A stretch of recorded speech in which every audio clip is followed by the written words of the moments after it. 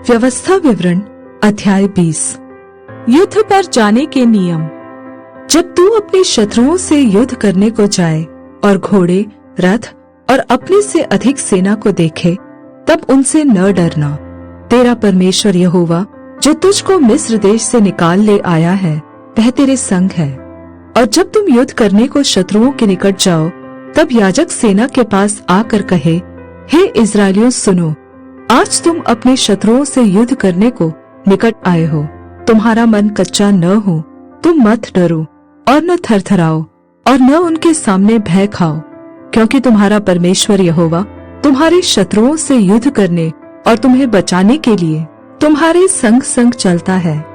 फिर सरदार सिपाहियों से यह कहे, तुम में से कौन है जिसने नया घर बनाया हो और उसका समर्पण न किया हो, तो वह अपने घर को लौट जाए। कहीं ऐसा न हो कि वह युद्ध में मर जाए और दूसरा मनुष्य उसका समर्पण करे। और कौन है जिसने दाख की बारी लगाई हो परंतु उसके फल न खाए हो, वह भी अपने घर को लौट जाए।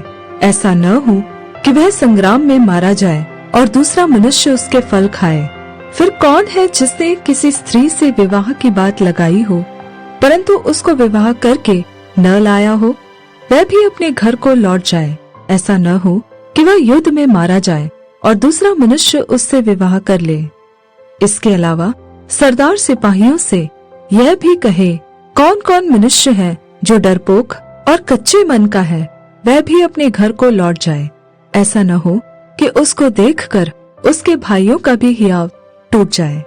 और जब प्रधान सिपाहियों से यह कह चुके, तब उन पर प्रधानता करने के लिए सेनापतियों को नियुक्त करे। जब तू किसी नगर से युद्ध करने को उसके निकट जाए, तब पहले उससे संधि करने का समाचार दे। और यदि वह संधि करना स्वीकार करे और तेरे लिए अपने फाटक खोल दे, तब जितने उसमें हो वे सब तेरे अधीन होकर तेरे लिए बेगार करने वाले ठहरे। परंतु यदि वे तुझसे संधि न करे परंतु तुझसे लड़ना चाहे, तो तू उस नगर को घेर लेना। और जब तेरा परमेश्वर यहोवा उसे तेरे हाथ में सौंप दे, तब उसमें के सब पुरुषों को तलवार से मार डालना, परंतु स्त्रियां और बाल बच्चे और पशु आदि जितनी लूट उस नगर में हो, उसे अपने लिए रख लेना।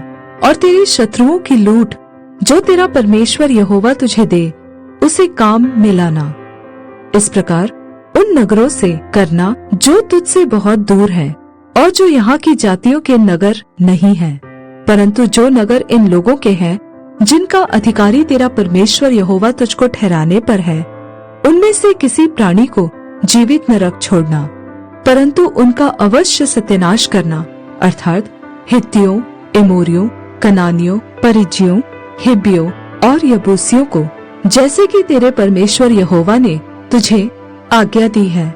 ऐसा न हो कि जितने घिनौने काम वे अपने देवताओं की सेवा में करते आए हैं, वैसा ही करना तुम्हें भी सिखाए और तुम अपने परमेश्वर यहोवा के विरुद्ध पाप करने लगो।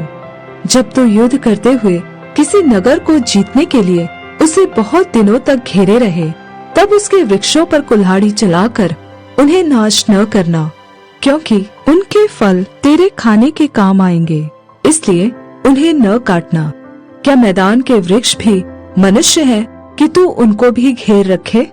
परंतु जिन वृक्षों के विषय में तू यह जान ले कि इनके फल खाने के नहीं हैं, तो उनको काटकर नाश करना और उस नगर के विरुद्ध उस समय तक घेराबंदी किए रहना जब तक वह तेरे वश में न आ जाए।